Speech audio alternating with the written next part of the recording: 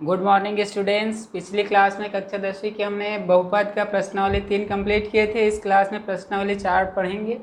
तो प्रश्नावली 4 पढ़ने से पहले उसमें जो क्वेश्चन है उसके पहले द्विघात जो बहुपद होता है उसको देखते हैं क्या होता है, शून्यक क्या होते हैं। तो द्विघात बहुपद जिसका अधिकतम घात 1 से का क्या हो 2, कोई भी ऐसा समीकरण जिसमें अधिकतम घात जो चर का अधिकतम घात है 2 हो उसको क्या बोलेंगे, द्विघात बहुपद। उसका मानक रूप इस प्रकार से लिख सकते हैं। अगर कोई समीकरण है जिसमें x एक चर है, x क्या है, वेरिएबल, तो ax square plus bx plus c इस फॉर्मेट में होता है द्विघात बहुपद।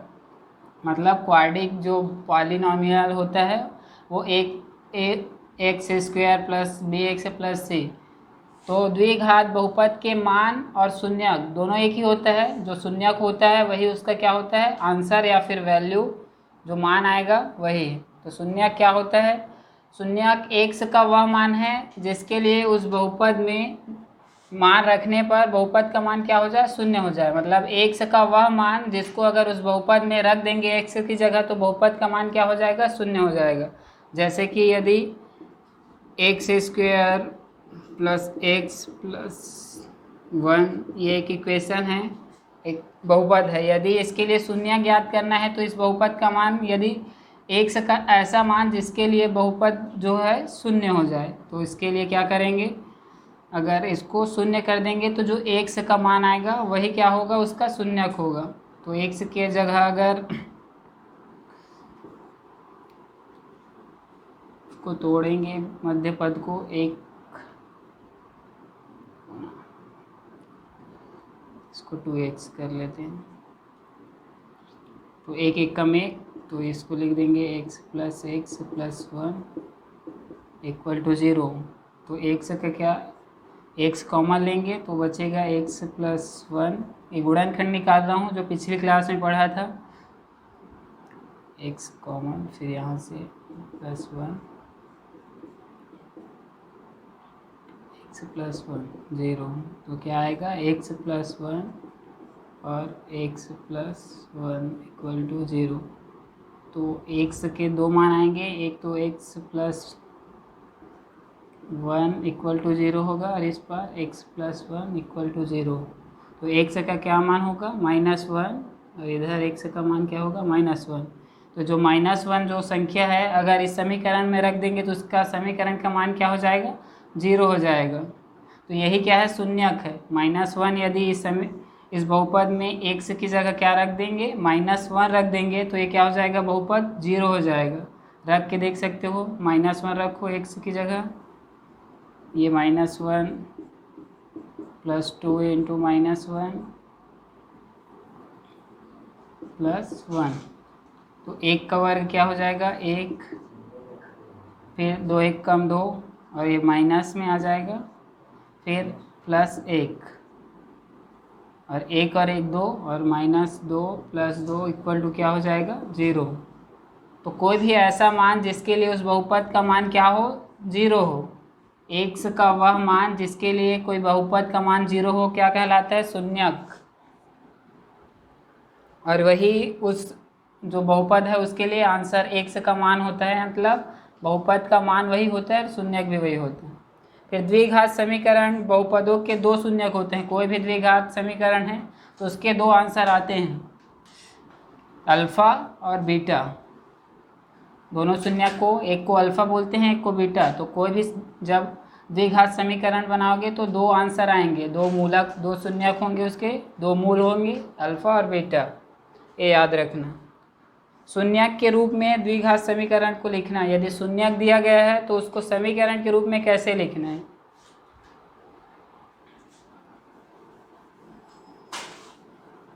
जैसे कि अल्फा -1 दिया है अभी और बीटा भी -1 दिया है। मतलब यदि किसी समीकरण के मूल अल्फा या बीटा या फिर शून्यक का मान दिया हो तो समीकरण लिखने के लिए बोलेगा तो कैसे लिखेंगे। तो उसके लिए होता है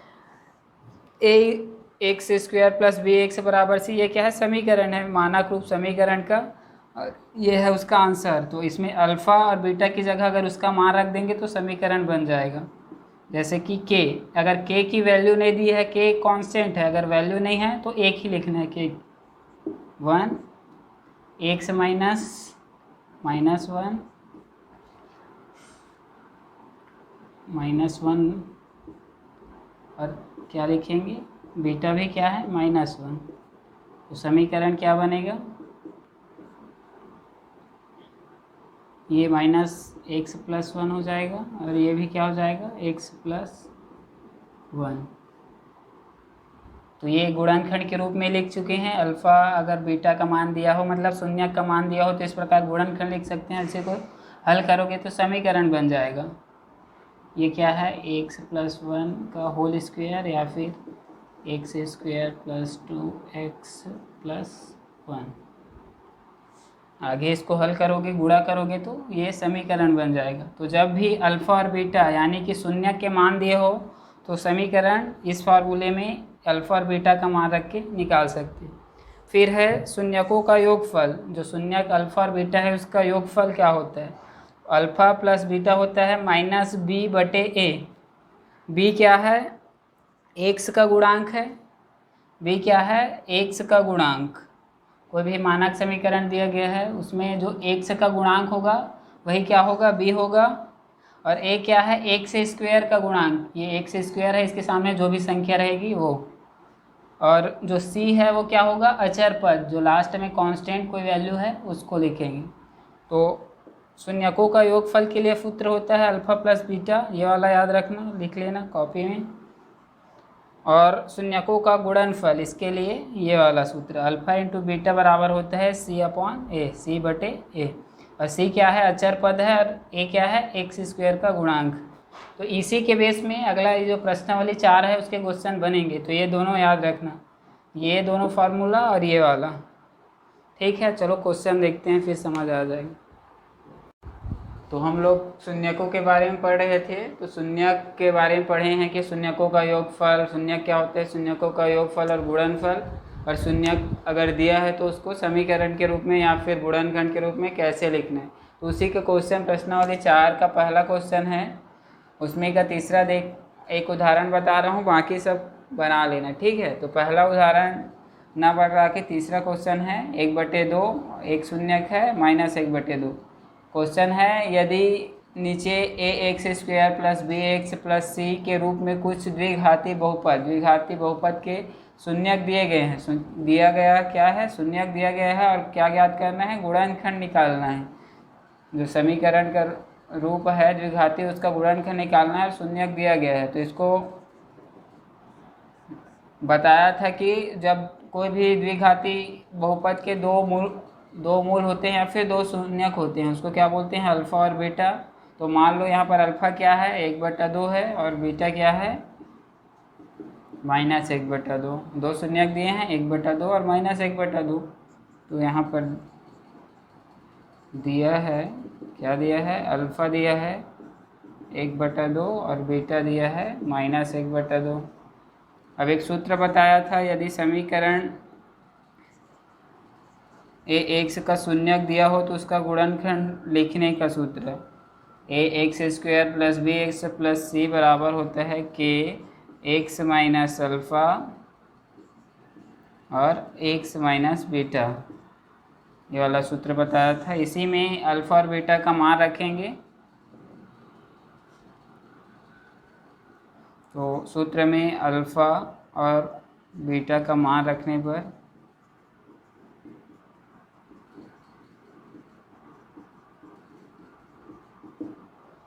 और के भी एक कांस्टेंट होता है, गुणांक। तो ये क्या होता है, अगर कुछ नहीं दिया है तो एक, जैसे कि यदि समीकरण ax² + bx + c है, यदि ये a कुछ नहीं दिया है, मतलब क्या है यहाँ पर एक, उसी गुणांक क्या होता है, अगर कुछ नहीं दिया है तो एक, इसलिए अगर k का मान नहीं दिया गया है मतलब इसको क्या लेंगे, एक।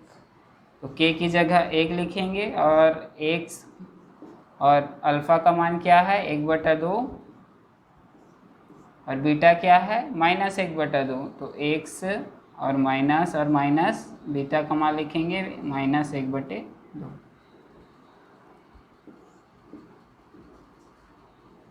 तो हल करेंगे तो क्या आएगा, ये तो 1 से गुणा करेंगे तो यही आ जाएगा 1 माइनस 1/2, और इसको अगर कोष्टक खोलेंगे तो माइनस और माइनस क्या हो जाएगा, प्लस 1/2। तो ये क्या होगा, ये समीकरण है जिसके शून्यक 1/2 है और माइनस 1/2 है, उसके लिए क्या होगा, ये उसके गुणनखंड होंगे, यही आंसर होगा अगर गुणनखंड पूछा है तब।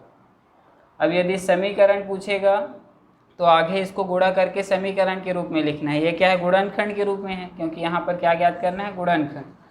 तो ये वाला क्वेश्चन ऑप्शनल क्वेश्चन के रूप में आ सकता है, तो सीधा डायरेक्ट याद रखना कि क्या होगा, x माइनस अल्फा और x माइनस बीटा, ये याद रखना। अगर कोई भी समद्विघाती बहुपद है उसका शून्यक दिया हो, शून्यक यानी उसका मूल दिया हो अल्फा और बीटा, तो एक बार x माइनस के साथ लेना, x माइनस अल्फा, और दूसरे को फिर x माइनस बीटा, इस रूप में सीधा डायरेक्ट सूत्र में मान रख दोगे तो डायरेक्ट हो क्या, उसके गुणनखंड निकल जाएंगे। और अगर इसको समीकरण या फिर अगर इसको बहुपद के रूप में आंसर पूछता, यहाँ पर गुणनखंड न लिखे क्या, तब बहुपद का, बहुपद कौन सा बहुपद होता, तब इसको आगे और हल करते तो एक से एक बार प्लस में है माइनस में है, मतलब क्या हो जाएगा, ये वर्ग हो जाएगा, एक बार प्लस में है एक बार माइनस में है, ये वाला सूत्र पढ़े होंगे, a प्लस बी और a माइनस बी बराबर क्या होता है, a square minus B square. तो ये हो जाएगा x स्क्वायर और माइनस 1/2 का स्क्वायर, तो ये हो जाएगा x स्क्वायर माइनस 1/4। तो ये बहुपद हो जाएगा अगर बहुपद के रूप में आंसर मांगेगा तो। अब इसी का आगे एक और सूत्र होता है, उस सूत्र से भी बना सकते हो इसको, जैसे कि वो होता है x स्क्वायर और ये b की जगह होता है alpha plus beta x plus alpha into beta. अगर डायरेक्ट बहुपद निकालना है तो ये वाला सूत्र यूज़ करना, समीकरण बराबर अल्फा और बीटा का मान रखोगे तो डायरेक्ट क्या निकल जाएगा, बहुपद निकल जाएगा, x स्क्वायर ही रहेगा, अल्फा इंटू बीटा क्या होगा, 1/2 है दोनों, एक अल्फा क्या है प्लस में 1/2 है, बीटा क्या है माइनस 1/2, और प्लस ये अल्फ़ा 1/2 है और बीटा क्या है माइनस 1/2। तो हल करोगे क्या आएगा, x स्क्वायर और ये प्लस है, वो प्लस माइनस गुणा होगा क्या हो जाएगा, माइनस, प्लस 1/2 और माइनस 1/2, और x है इसलिए यहाँ x, अल्फ़ा इंटू बीटा दोनों के बाद क्या लगेगा, x, ये x, और ये हो जाएगा 1 कम 1 और प्लस है और माइनस है तो क्या हो जाएगा माइनस, और 1 कम 1 और 2 दूनी क्या हो जाएगा 4। अब ये घटाओगे, सेम वैल्यू है 1/2 में, घटाओगे 1/2 तो 0, और 0 का x से गुणा करोगे तो क्या हो जाएगा, वो 0, तो क्या आएगा x स्क्वायर माइनस 1/4। तो इसमें भी वही आंसर आएगा, इसमें भी वही आएगा। ये कब बनाना है, जब बहुपद याद करने के लिए बोलेगा तब, लेकिन अभी याद क्या करना है, गुणनखंड, तो यहीं तक बनाना।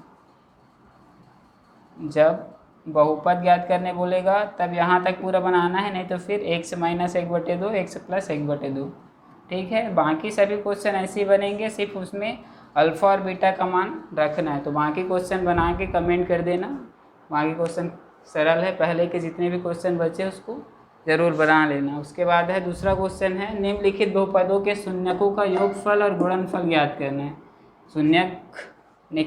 शून्यकों का योगफल मतलब अल्फ़ा प्लस बीटा और अल्फ़ा इंटू बीटा का मान ज्ञात करना है यहाँ पर।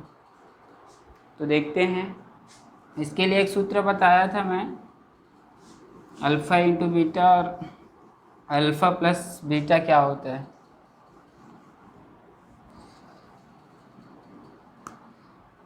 अल्फ़ा प्लस बीटा क्या होता है, माइनस b/a, और अल्फ़ा इंटू बीटा क्या होता है, c/a।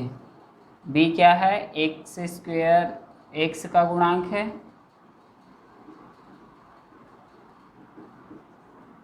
और a क्या है, x स्क्वायर का गुणांक। ये बता चुका हूँ मैं। और सी क्या है, अचर पद, कांस्टेंट जो वैल्यू होता है।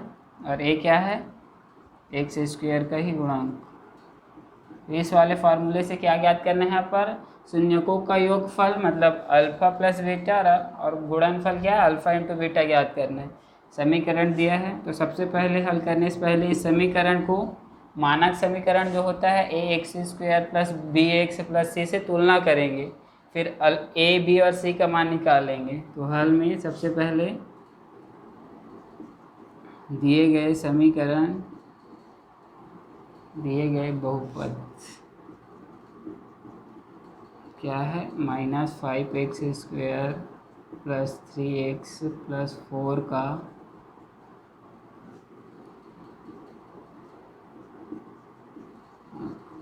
द्विघातीय बहुपद क्या है, ax² plus bx plus c का c से तुलना करने पर, सिर्फ कंपेयर करना है तुलना करने पर।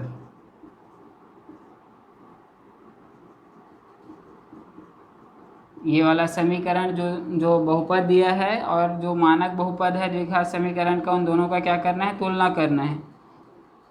फिर a का मान निकल जाएगा। देखो x² है, यहाँ पर भी x² है, उसके सामने क्या है, -5 है, यहाँ a है, तो a बराबर क्या हो जाएगा, -5।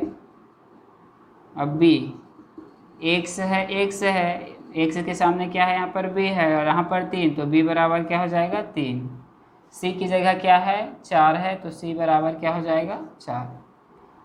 तो इस वाले क्वेश्चन में जब भी शून्यकों का योगफल और गुणनफल ज्ञात करने के लिए बोलेगा और बहुपद दिया होगा, तो सबसे पहले क्या करेंगे, जो मानक बहुपद होता है उससे दिए गए बहुपद का तुलना करेंगे। तो तुलना करने से a, b और c का मान निकल जाएगा। फिर सूत्र जानते हैं, हम जानते हैं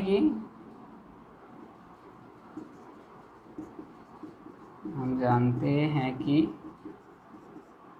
अल्फा प्लस बीटा यानी शून्यकों का योगफल क्या होता है, -b/a। और b का मान लिख देना, b का मान क्या है, 3 माइनस से पहले से, और a का मान क्या है, -5। तो माइनस माइनस कट जाएगा तो बचेगा क्या, 3/5। तो ये क्या है, शून्यकों का योगफल हुआ। अब शून्यकों का गुणनफल ज्ञात करना है, अल्फा इंटू बीटा। ये क्या, ये किसके बराबर होता है, c बराबर c/a। तो c क्या है, 4,